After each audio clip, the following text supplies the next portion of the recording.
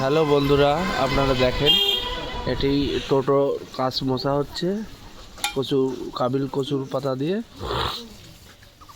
সুবিধে হচ্ছে কাছে জল দাঁড়াবে না, জল পড়বে আর নিচেই চুইয়ে আসবে।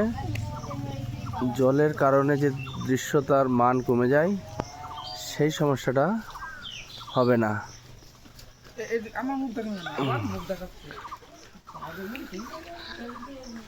দেখেন আপনাদের টোটোতে যাদের টোটো আছে তারা যদি ব্যবহার করেন এই একই সুবিধা পাবেন নিঃসন্দেহে।